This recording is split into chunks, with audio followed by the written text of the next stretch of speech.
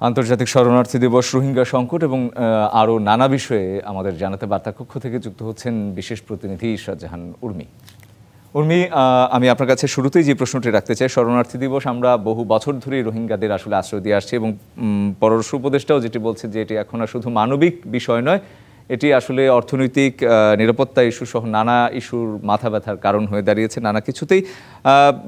কি মনে হয় আসলে কর্মকর্তাদের সাথে কথা বলেছেন, আপনি দীর্ঘদিন ধরে কূটনৈতিক সংবাদদাতা হিসেবে কাজ করছেন, রোহিঙ্গা প্রত্যাবাসন কি আদৌ সম্ভব সামনের দিনে? কোনো আশার আলো কি আছে বাংলাদেশের কাছে? রঞ্জন, আপনি যেটি বলছিলেন যেটি মানবিক এবং শুধু অর্থনৈতিক যেই কারণ বলেছেন পররাষ্ট্র উপদেষ্টা, এর সাথে আমি একটু যুক্ত করতে চাই এটি একটি রাজনৈতিক কারণও বটে এবং ভূ রাজনীতিতে রোহিঙ্গা ইস্যু এখন একটা বেশ বড় ধরনের ইস্যু। আমি আপনাকে যদি একটু জানিয়ে রাখি যে 122.1 মিলিয়ন সারা পৃথিবীতে রয়েছে শরণার্থী এবং বাংলাদেশে রোহিঙ্গার বিষয়টি যদি শুধু বলি, আমি সারা পৃথিবীর কথা নাই বলি, যেহেতু শরণার্থী দিবস, আমি যদিও জানাতে চাচ্ছিলাম যে বাংলাদেশিরাও কিন্তু শরণার্থী হিসেবে পৃথিবীর বিভিন্ন দেশে রয়েছে। 2023 সালের একটা ইউএনএইচসিআর যেটা বলছে যে 28,473 জন নিবন্ধিত শরণার্থী বাংলাদেশি এবং মর্যাদা চেয়েছেন, শরণার্থীর মর্যাদা চেয়েছেন 1 লাখের বেশি। এটি হচ্ছে বাংলাদেশের শরণার্থী যারা হয়েছেন তাদের হিসাব। এবং খুবই ইন্টারেস্টিংলি শুধু আমেরিকা বা ইউরোপে নয়, কিন্তু সোমালিয়ার মতো দেশেও বাংলাদেশিরা শরণার্থী হিসেবে আছেন। এটা ইউএনএইচসিআর এর তথ্য, আমি কিন্তু বলছি না। আর বাংলাদেশে তো 22 লাখ রোহিঙ্গা আছেই, আগের 10 লাখ এবং 2017 সাল থেকে এ পর্যন্ত 12 লাখ, 22 লাখ।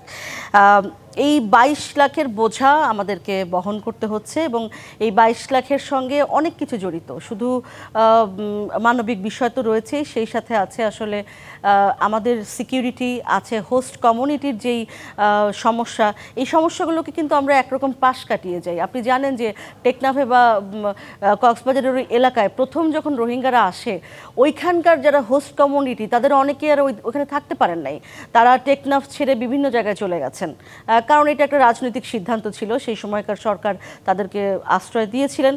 কিন্তু এই হোস্ট কমিউনিটির কি হবে, পরিবেশের কি হবে, পাহাড় কেটে কেটে এই যে ক্যাম্পগুলো করা হয়েছে, সেই বিষয়গুলো নিয়ে কিন্তু আসলে সানবিট সব দিবে সামাল।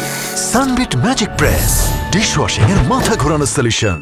তখন ভাবার আর কোনো সুযোগ ছিল না, কারণ এটা মানুষের জীবনের ব্যাপার ছিল সেই মুহূর্তে। এখন যেটি হয়েছে যে আপনি জানেন যে এখন বড় সমস্যা হচ্ছে সিকিউরিটি তো একটা ব্যাপারই। আমাদের এখানে অনেক রোহিঙ্গা বাংলাদেশি পাসপোর্ট নিয়ে বিভিন্ন জায়গায় চলে যাচ্ছেন, এটা তো একটা বিষয়। খাদ্য সহায়তা কমে গেছে, আপনি জানেন যে এপ্রিলে একবার বলা হলো যে এপ্রিল থেকে $12 থেকে কমিয়ে খাদ্য সহায়তা মাথাপিছু $6 করা হবে, সেটি যদিও পরে স্থগিত করে আবার $12 রাখা হয় এবং $13 হচ্ছে ভাসান চরে যারা রয়েছেন তাদের জন্য। এখন আপনার প্রশ্নের উত্তরে আসে যে প্রত্যাবাসনের বিষয়ে আমি গতকালই আসলে একটা সেমিনার কাভার করতে গিয়েছিলাম, সেখানে সাবেক রাষ্ট্রদূত সুফিউর রহমান কিনোট স্পিকার হিসেবে ছিলেন এবং তিনি জানালেন তার কিনোট স্পিকিংয়ে বেশ কতগুলো বিষয় তিনি তুলে ধরলেন। একটি তিনি বললেন যে অপর্যাপ্ত কূটনীতি আমাদের এখানে হয়েছে, অর্থাৎ আমরা সবসময় বলেছি যে এটা কূটনৈতিক তৎপরতার মাধ্যমে এই সমস্যার সমাধান করতে হবে এবং সেটা আমি অন্তত আমার ক্যারিয়ারের শুরু থেকেই শুনে আসছি যে একেবারে এভাবেই করতে হবে, কিন্তু দেখেন তার কোনো সমাধান হয়নি। এর মধ্যে ত্রিপক্ষীয় ভাবেও চেষ্টা করা হয়েছে, চীন এসেছে মাঝখানে, চীন, মিয়ানমার, বাংলাদেশ মিলে এটিকে করার চেষ্টা করা হয়েছে, কোনো কিছুতেই কোনো কিছু হয়নি। এখন এটি একটি রাজনৈতিক বিষয় হয়ে গেছে, কারণ আপনি জানেন যে করিডোর নিয়ে কথাবার্তা হচ্ছে। এবং আমি যদি শেষ করি এভাবে যে প্রত্যাবাসন আসলে কিভাবে হবে বা আদৌ হবে কিনা সেটি আসলেই এখন অনিশ্চিত। একটু আগে যে স্টোরিটা আমরা দেখাচ্ছিলাম সেখানে তো বলা রয়েছে যে আরাকান আর্মির উত্থানের কারণে এখন আসলে আমরা কাদের সাথে কথা বলবো, নেপিদোর সঙ্গে কথা বলবো নাকি আরাকান আর্মির সঙ্গে কথা বলবো? আরাকান আর্মির সঙ্গে কথা বললে কিন্তু মিয়ানমার সরকারকে এক ধরনের ছোট করা হয় বা তাদেরকে এক ধরনের চ্যালেঞ্জ করা হয়, আবার ওই এলাকার নিয়ন্ত্রণ হচ্ছে আরাকান আর্মির হাতে।